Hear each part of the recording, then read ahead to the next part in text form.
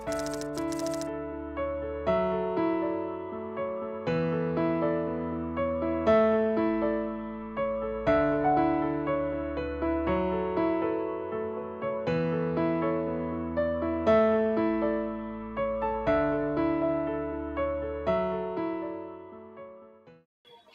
বন্ধুরা, কেমন আছো সবাই? আশা করছি ভালো আছো নিশ্চয়ই।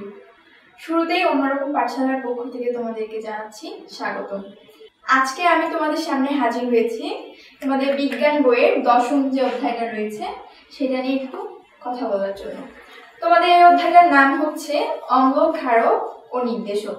দেখো, তোমাদের চ্যাপ্টারটাতে কিন্তু 3টা আলাদা আলাদা বিষয়ের নাম দেয়া আছে। একটা হচ্ছে অম্ল, একটা ক্ষারক আর একটা নির্দেশক। তোমাদের এই চ্যাপ্টারটাতে মেইনলি আসলে আমরা এই 3টা ইন্ডিভিজুয়াল বিষয় সম্পর্কে একদম ডিটেইলস ভাবে জানবো। কি কি বিষয় জানবো সেটা হলো প্রত্যেকটা বিষয়, যেমন অম্ল, এটা কোন ধরনের পদার্থগুলোকে আমরা অম্ল বলছি, এগুলোর নির্দিষ্ট বৈশিষ্ট্য যেগুলো রয়েছে সেগুলো সম্পর্কে জানবো। সেই সাথে আমাদের কোন কোন কাজে আমরা এগুলো ব্যবহার করছি সেটাও আমরা জানবো। এখন এই যে 3টা আমরা বিষয় এখানে অধ্যায়ের নামে দেখছি, অর্থাৎ অম্ল, ক্ষারক ও নির্দেশক, তাহলে শুরুতেই চলো আমরা জেনে নিই অম্ল সম্পর্কে।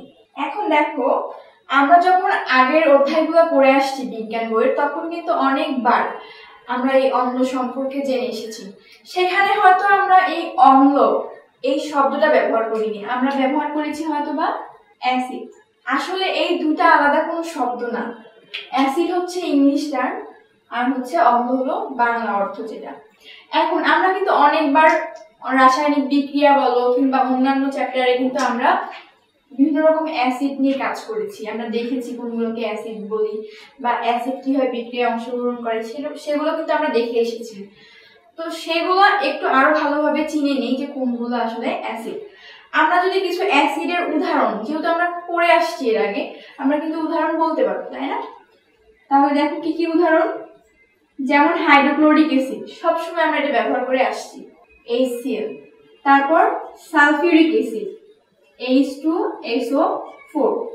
তারপরে আরো কি পড়েছি, নাইট্রিক অ্যাসিড, HNO3। আমরা যদি আরো কিছু অ্যাসিডের নাম বলতে চাই তাহলে কি, অ্যাসিটিক অ্যাসিড, CH3COOH। এখন এই যে অ্যাসিডগুলো আমরা দেখলাম, আমরা জানি এগুলো অ্যাসিড, তাই না? কিন্তু কেন অ্যাসিড সেটা এখন আমরা জানবো। দেখো, প্রত্যেকটা অ্যাসিডকে যদি আমরা একটু ভালোভাবে দেখতে চাই, অ্যাসিডকে বলতে অ্যাসিডের যে রাসায়নিক সংকেতটা আমরা লিখেছি সেটা একটু আমরা ভালোভাবে খেয়াল করে দেখি। তোমরা দেখো তো, এই হাইড্রোক্লোরিক অ্যাসিড HCl, এখানে কোন কোন মৌল আছে? এখানে কি কি মৌল আছে? একটা হচ্ছে হাইড্রোজেন আর একটা আছে ক্লোরিন, তাই না? তারপর এখানে যদি দেখি, এখানে কি কি মৌল আছে? Hydrogen, sulphur, oxygen. এখানে যদি খেয়াল করি দেখো, হাইড্রোজেন, নাইট্রোজেন, অক্সিজেন। আবার এখানে যদি খেয়াল করি দেখো, কার্বন, তারপর হাইড্রোজেন, তারপর অক্সিজেন। তাহলে এই যে আমরা 4টা এখানে অ্যাসিডের নাম লিখেছি, তার যে সংকেতগুলো থেকে আমরা কি কি মৌল দিয়ে গঠিত ওই অ্যাসিডটা সেটা কিন্তু আমরা এখানে বের করলাম। এখন একটা জিনিস খেয়াল করো, এখানে কিন্তু আমরা একটা বিশেষ মৌল দেখতেছি যেটা প্রত্যেকটা অ্যাসিডের মধ্যে আমরা পাচ্ছি। সেটা কোনটা? সেটা হচ্ছে হাইড্রোজেন। দেখো, প্রত্যেকটা অ্যাসিডের মধ্যে আমরা হাইড্রোজেনকে পাচ্ছি। আর কোনো এখানে মৌল আছে এমন যে মৌলটা প্রত্যেকটা অ্যাসিডের মধ্যেই আছে?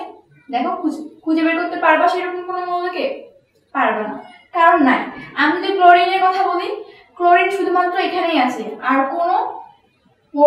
কোনো যৌগের মধ্যে নাই। আমি যদি সালফারের কথা বলি, সালফার এটাতে আছে আর বাকিগুলোতে কিন্তু নাই। যেহেতু এখানে কমন এখানে এলিমেন্ট হচ্ছে হাইড্রোজেন, এই জন্য অ্যাসিডের সংজ্ঞাকে এভাবে দেওয়া হয় যে যখন কোনো যৌগ পানিতে H+ এই আয়নটা দিয়ে থাকে সেটাকে আমরা বলি অ্যাসিড। এখন পানিতে কেন বলছি? আমরা এই যে কোনো একটা যৌগকে যদি আমরা পানিতে বিশ্লেষণ করি, যেমন HCl, এটা যদি পানিতে দ্রবীভূত করি তাহলে সেটা এইভাবে ভেঙে যায়, একটা হচ্ছে H+ আয়ন আর একটা হচ্ছে ক্লোরাইড আয়ন। আমি যদি সালফিউরিক অ্যাসিডকে ভাঙি H2SO4 কিসের মাধ্যমে ভাঙবো? পানিতে। সেখানে আমি কি পাবো? সেখানে পাবো H+ আর হচ্ছে বাইসালফেট। আমি যদি নাইট্রিক অ্যাসিডকে ভাঙি সেখানে কি পাবো? H+ nitrate ion. তাহলে দেখো প্রত্যেকটা অ্যাসিডকে যখন আমরা পানিতে অর্থাৎ জলীয় দ্রবণে দ্রবীভূত করছি তখন আমরা কি পাচ্ছি?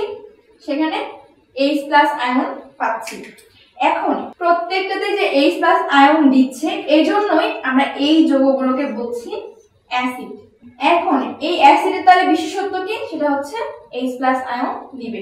এখন যে যৌগগুলোতে আমরা যখন পানিতে দ্রবীভূত করব সেখান থেকে যদি H+ আয়ন আমরা পাই তাহলে সেটাকে আমরা বলবো অ্যাসিড। এখন এই অ্যাসিডগুলো আমরা যেমন নাম দেখলাম এখানে উদাহরণ, এরকম আরো অনেক আছে অ্যাসিড যেগুলো কি না কি করে? জলীয় দ্রবণে H+ আয়ন দেয়। এই অ্যাসিডের বিশেষ বৈশিষ্ট্য যদি বলতে চাও তাহলে স্বাদের কথা বলতে পারবো। সেটা হলো এটা যদি স্বাদ গ্রহণ করা হয় তাহলে এটা টক স্বাদযুক্ত। আমি এজন্যই বলবো যে কখনো তোমরা এটা ট্রাই করিও না স্বাদ নেওয়ার জন্য, কারণ আসলে এটা অনেক ক্ষতিকর। তো এটা স্বাদ গ্রহণ করতে গিয়ে তোমাদের অনেক রকম সমস্যা হতে পারে। এটা খুব ত্বকের জন্য খুবই ক্ষতিকর বিশেষ করে।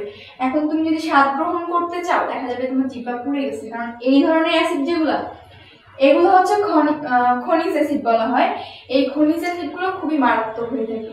তো আমাদের টক স্বাদযুক্ত এটার জন্য আমরা আরো কিছু উদাহরণ তোমাদের বলতে পারি। যেমন কিছু কিছু ফল থেকে আমরা কিছু অ্যাসিড পেয়ে থাকি যে অ্যাসিডগুলো আমাদের দেহের জন্য আসলে প্রয়োজনীয়। এই সব অ্যাসিডকে আমরা বলে থাকি জৈব অ্যাসিড।